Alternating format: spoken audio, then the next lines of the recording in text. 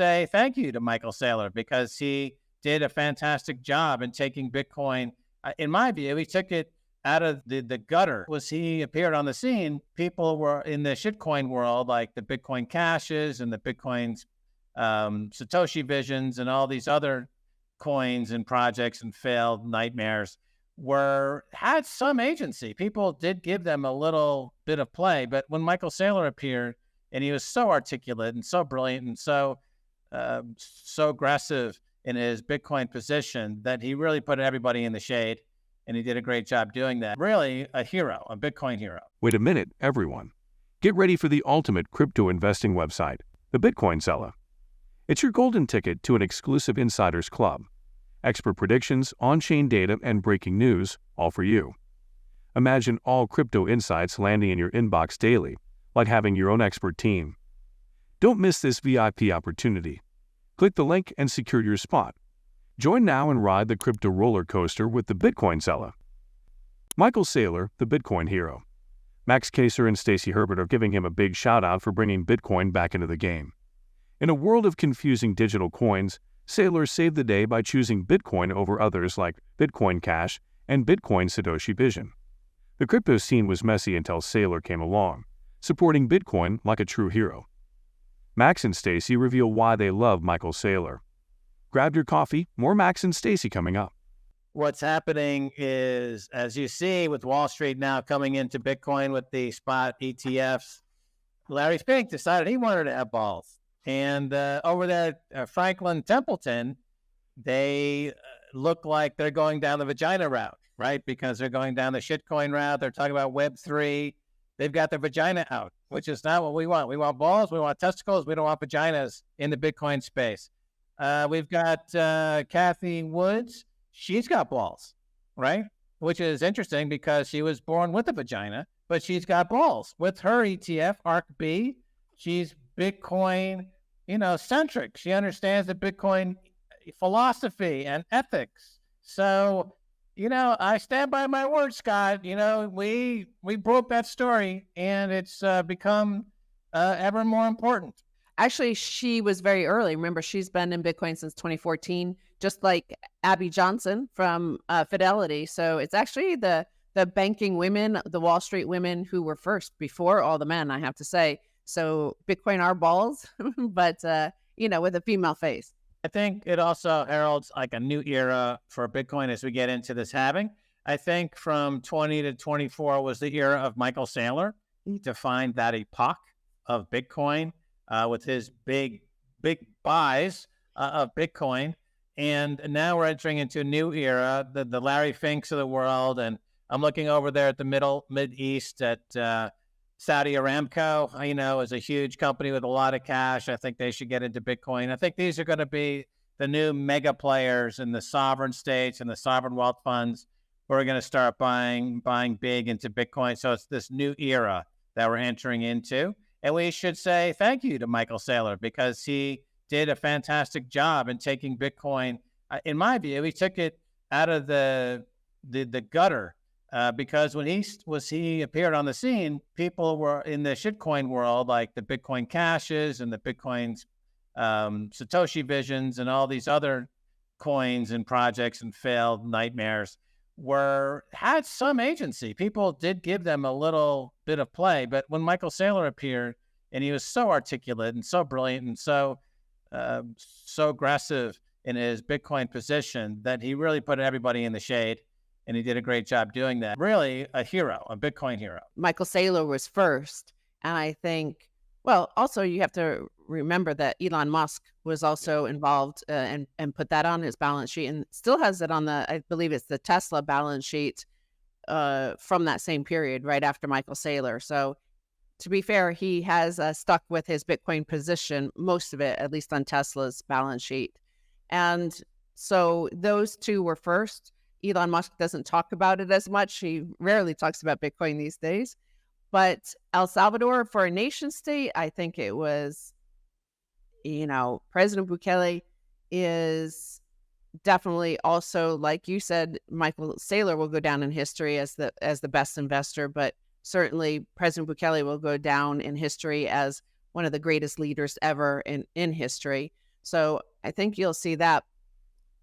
And yes, when it's super, super safe and when pretty much the US gives the go ahead, then other countries will follow, because it is very difficult to stand up against the humiliation.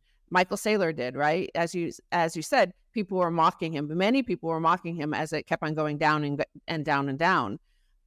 The same thing happened with El Salvador. We were here. We've been working for President Bukele, and we know what it was like to withstand all of the, not only the media, but the international institutions who were expressed concern about El Salvador and things like that. So I think of most people, that famous video of the leader goes out there and dances, and then it takes a while of being out there looking like a fool, and then the second one comes and dances with the first leader, and then a whole crowd comes.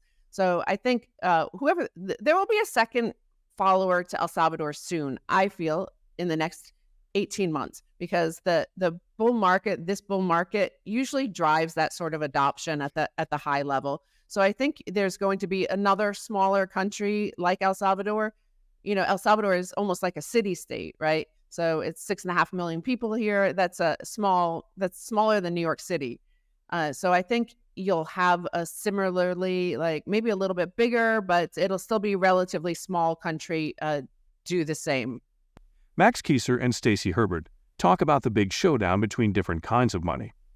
Regular money is about to collapse, and they're discussing a 300-year-old experiment with regular money that didn't go well in the 1970s. Get ready for a battle between regular money, digital money, CBDC, gold, and the rising star Bitcoin. Max Keiser says Bitcoin is the smart choice in this big competition. He thinks gold is losing its shine, getting replaced by Bitcoin, just like gold replaced silver long ago. It's an exciting analysis that explains money stuff in a simple way, getting us ready for a big battle. Yeah, the collapse of fiat money. I know the fiat money experiment, which is about 300 years old, and it got very aggressive in the early 1970s in the U.S. when they went off the gold standard. We went on a pure fiat money world. So the results of this are predictably catastrophic, right? The total debt for global debt is just skyrocketing to new highs. The U.S. debt keeps going up. And so we're going to head into the big reset at some point. And in one corner will be fiat money. In another corner, which includes CBDC, central bank digital currency, that's another fiat money. Another corner will be gold. And then in the other corner will be Bitcoin. So it'll be a showdown between these three forms of money to see who wins. And I think the smart money is on Bitcoin. Certainly fiat money is going to lose. I think gold is also in the process of being demonetized by Bitcoin. Gold is very sluggish in its price action because of Bitcoin. It's being demonetized by Bitcoin the same way gold demonetized silver. Yep. Gold is being demonetized by Bitcoin. So it's never really going to catch up at this point. And it'll go to effectively to zero against Bitcoin. I mean, there'll still be a price for it, but it'll be effectively zero. Well, the same way until we get to the final Bitcoin is like 100 and something, 20 years or something out in the future. The same thing with these currencies. But I think, the important thing to look at is the closer one is to layer one money, and the three, it's hard to be layer one money. Everybody thinks just because, there's like 2 million altcoins and there's dozens of international currencies, that it's easy, but it's not easy. That's why so many of them go rapidly to zero. We have gold, the US dollar, and Bitcoin, and those three, right? So El Salvador was already on the US dollar standard.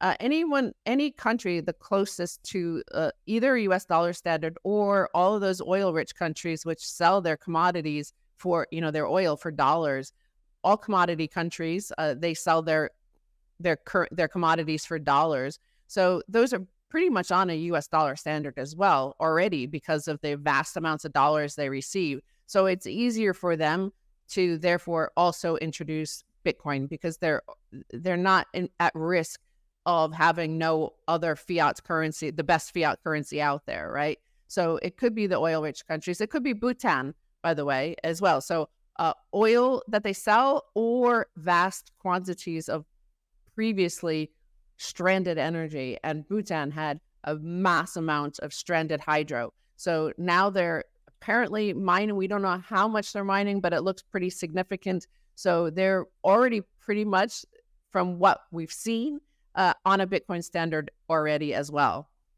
Now let's talk about the changes happening in the money world. Max and Stacy explore the story where big shots on Wall Street, like Larry Fink, are joining the Bitcoin trend with spot ETFs. But here's the twist. While some big players are going all in on other coins in Web3, others like Cathie Wood are sticking with Bitcoin. The duo gives credit to Michael Saylor for boosting Bitcoin's status.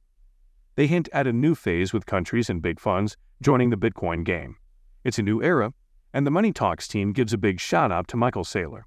As we finish, Max and Stacy tease us with smaller countries, maybe joining the Bitcoin world in the next 18 months. And do not forget to subscribe to Bitcoin Seller. The most important news will reach your inbox on a daily basis and for free. Not know why you haven't subscribed yet. If you enjoyed it, hit that like button and subscribe for more.